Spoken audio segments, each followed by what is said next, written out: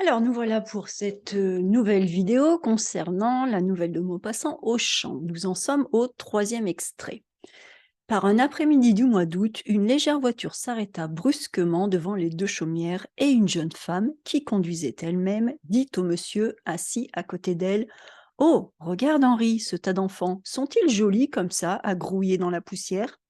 Alors, là, cet extrait commence, nous sommes donc au mois d'août, c'est probablement beau, il fait chaud et nous avons une voiture légère. Donc une voiture, c'est une voiture tirée par des chevaux, hein.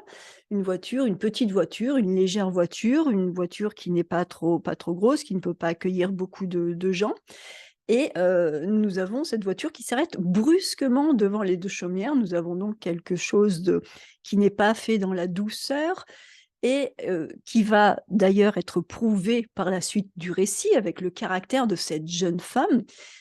C'est la jeune femme qui conduit elle-même, donc on voit que c'est une jeune femme de tête, une jeune femme qui décide et une jeune femme qui conduit vite, hein. La voiture s'arrête brusquement.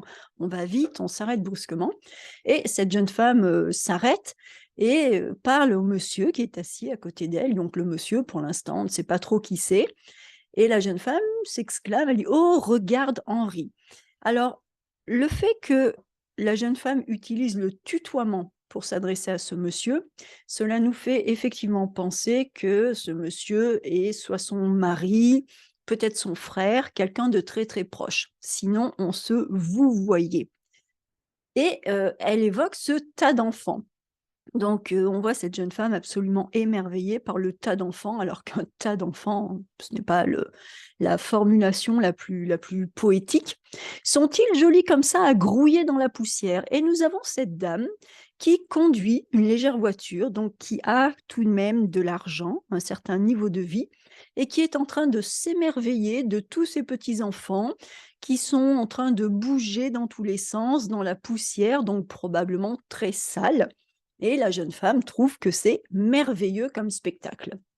L'homme ne répondit rien, accoutumé à ces admirations qui étaient une douleur et presque un reproche pour lui. Alors, que fait-il cet homme?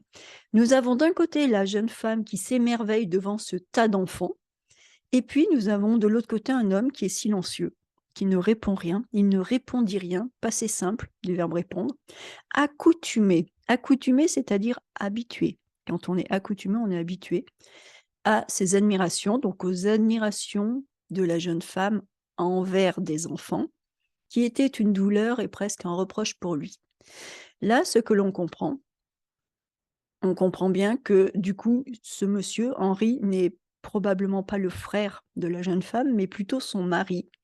Et ce que l'on comprend, c'est que la jeune femme adore les enfants et probablement le couple n'a pas d'enfant, le couple ne peut pas avoir d'enfant et probablement, on pourrait penser que c'est l'homme qui est responsable de cette situation, c'est l'homme qui ne peut pas avoir d'enfant. Et cette jeune femme a donc un désir d'enfant que l'homme ne peut pas combler. La jeune femme reprit: «Il faut que je les embrasse. Oh, comme je voudrais en avoir un, celui-là, le tout petit!»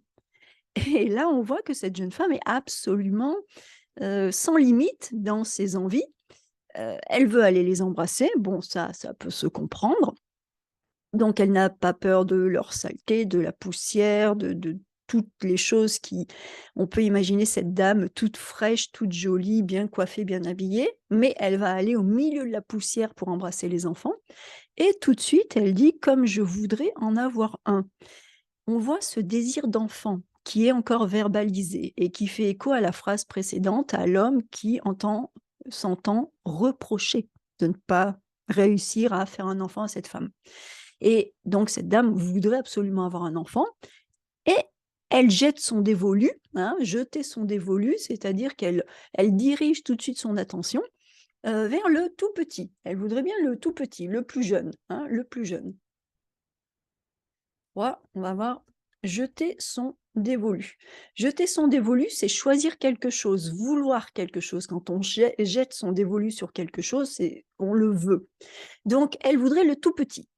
Et ni une ni deux, hein, elle dit qu'elle voudrait aller les embrasser, donc ni une ni deux, c'est-à-dire qu'elle le fait instantanément, sans réfléchir. Ni une, ni deux, c'est hop, immédiatement. Immédiatement, spontanément, instantanément. Ni une ni deux, la jeune femme saute de la voiture, elle court vers les enfants, donc elle a une attitude, elle aussi, absolument enfantine. Elle saute de la voiture, elle court vers les enfants, elle en prend un des 2 derniers au hasard dans ses bras. C'est celui de la famille Tuvache. Elle l'enlève dans ses bras. Donc là, on a une idée de mouvement. C'est très dynamique, très spontané et aussi un petit peu, unilatéral. Elle l'enlève. Elle ne lui demande pas s'il est d'accord, elle ne le caresse pas tout simplement sur la joue, sur les cheveux. Non, non, elle l'enlève à tous ses petits copains et ses frères et sœurs et elle le baisa passionnément sur ses joues sales. Donc elle l'embrasse comme si elle était follement amoureuse de ce petit enfant qu'elle n'a jamais vu auparavant, qu'elle vient juste de découvrir. Donc on voit ce caractère passionné le caractère passionné de cette femme qui absolument est en manque d'enfants et qui voilà craque devant ses petits-enfants, qui prend le plus petit, qui l'embrasse sur ses cheveux blonds, frisés, pommadés de terre. Alors pommadés, normalement, des cheveux pommadés, ce sont des cheveux dans lesquels on s'est mis de la pommade. C'était une sorte de cire. Aujourd'hui, on mettrait du gel pour faire tenir nos cheveux, à l'époque, on mettait une pommade qui était une sorte un petit peu de crème épaisse de cire et la pommade servait à bien lisser nos cheveux, à bien les coiffer. Sauf que là, le petit enfant a les cheveux complètement pommadés de terre. À force de jouer dans la terre, eh bien, il est plein de terre. Mais elle, cette jeune femme, ce n'est pas important, elle le veut, elle l'embrasse, elle le prend. Donc elle l'embrasse passionnément sur ses joues sales, sur ses cheveux blonds qui sont pleins de terre et sur ses menottes. Alors les menottes, ce sont des petites mains dans ce contexte. Les menottes d'un enfant, ce sont les petites mains. Ce sont des petites mains un petit peu dodues, un petit peu potelées, hein, de jolies petites mains, qu'il agitait pour se débarrasser des caresses ennuyeuses. On voit que lui n'est pas très d'accord. Il a cet inconnu qui arrive comme une furie, qui lui saute dessus, qui le prend dans ses bras, qui l'embrasse. D'autant plus que être pris dans les bras, embrassé, câliné, ça ne devait pas arriver très souvent à ses enfants. Donc là, on a une nouvelle protagoniste, donc un nouveau personnage, une nouvelle protagoniste qui arrive et qui est très importante parce que il s'agit de cette dame, ce monsieur et cette dame, mais on voit que le monsieur est en retrait alors que la dame est très, très impliquée. Arrive cette dame qui apparemment ne peut pas avoir d'enfant à cause de son mari, on comprend, mais qui veut passionnément un enfant.